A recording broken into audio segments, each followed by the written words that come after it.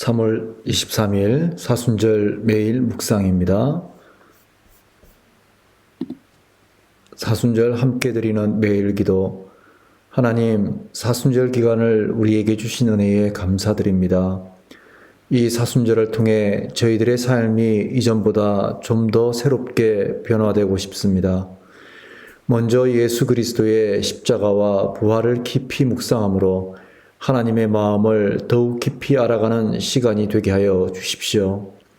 그 은혜로운 시간의 흐름 속에서 저희들의 교만과 탐욕을 깨달아 알게 하여 주시며 하나님의 뜻과 멀어진 저희들의 일상이 하나님의 뜻과 일치할 수 있도록 인도하여 주십시오. 무엇보다도 주님을 본받아 사람을 귀하게 여기는 마음과 삶의 실천을 갖게 하여 주시고 이를 통해 하나님께 영광이 되는 저희들의 삶이 되게 하여 주십시오. 그리스도 예수님의 이름으로 기도드립니다. 아멘. 네, 오늘 우리에게 주시는 말씀은 요한복음 18장 1절에서 11절의 말씀입니다. 요한복음 18장 1절에서 11절의 말씀입니다. 제가 읽겠습니다. 예수께서 이 말씀을 하시고 제자들과 함께 기드론 시내 건너편으로 나가시니 그곳에 동산이 있는데 제자들과 함께 들어가시니라. 그곳은 가끔 예수께서 제자들과 모이시는 곳이므로 예수를 파는 유다도 그곳을 알더라.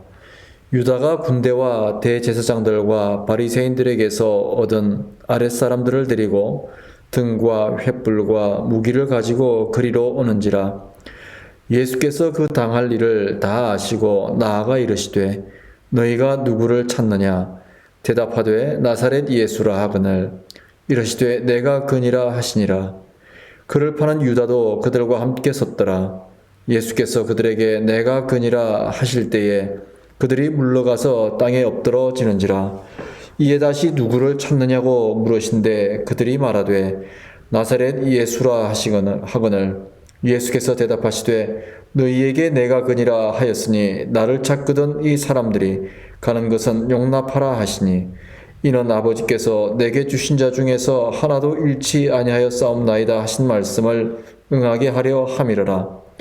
이에 시몬 베드로가 칼을 가졌는데 그것을 빼어 대제사장의 종을 쳐서 오른쪽 귀를 베어버리니 그 종의 이름은 말고라. 예수께서 베드로더러 이르시되 칼을 칼집에 꽂아라. 아버지께서 주신 잔을 내가 마시지 아니하겠느냐 하시니라. 아멘.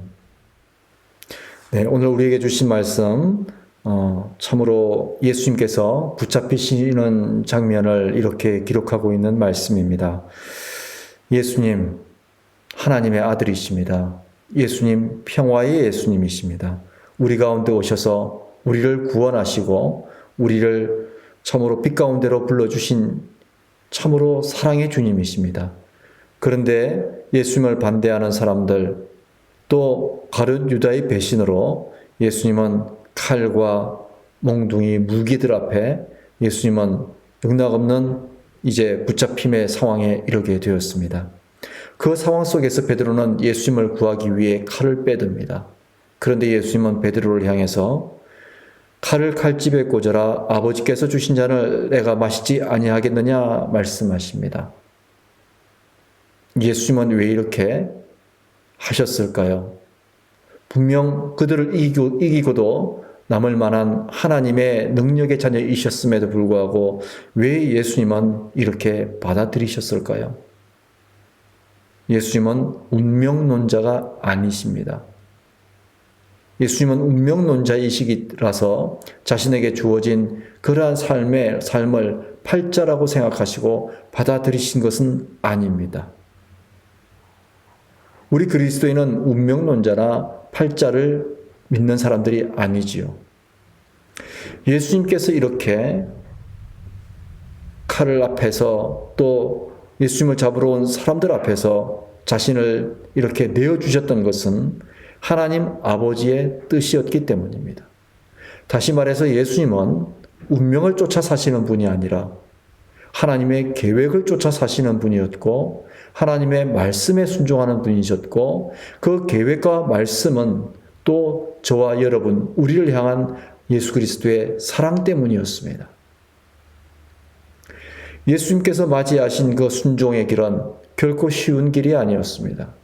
고난과 십자가와 죽음이 기다리는 참으로 고통에 고통을 더하는 아주 험난한 길이었습니다. 그럼에도 불구하고 예수님은 그 길을 선택하셨습니다. 반면에 가룟 유다, 그는 어떤 사람이었습니까? 아마도 그가 예수님을 따랐을 때는 하나님의 계획하심 가운데 따랐을 것입니다. 그런데 그가 예수님을 배신했습니다. 그리고 스스로 목숨을 끊었습니다. 그는 무엇을 선택한 사람이었습니까? 자신에게 주어진 자신 나름대로 생각하는 삶의 운명을 선택했던 사람이었습니다.